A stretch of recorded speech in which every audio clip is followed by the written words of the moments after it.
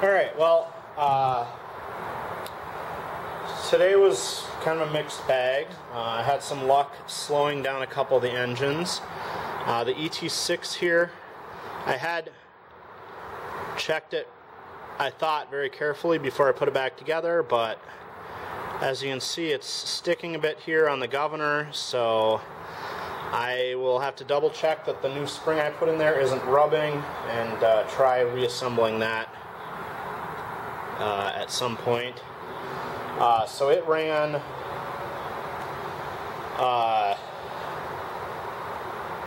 about the speed of the ET8, actually, 2,400 RPM today or so. But the ETX, which didn't run last week, but ran this week, with one governor spring, was down around 1,300 RPM, which is slower than the ET1 ran last week. The ET1 went from 1,600 RPM down to about 1,200 RPM with the weaker governor spring.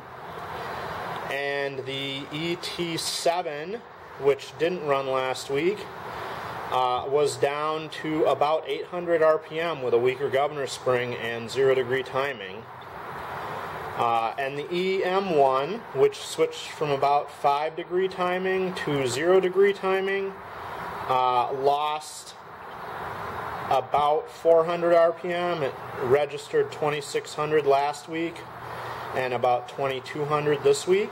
So the only governing on that, of course, is setting the timing. So it runs a little bit slower with 0-degree timing, but not much.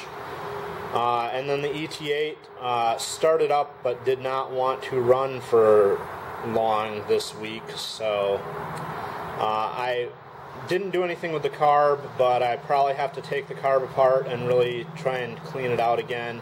I didn't do anything popping the head off to clean it out. Maybe the head needs cleaning. It might have a bunch of oil in it because I'm running that heavy oil mix in it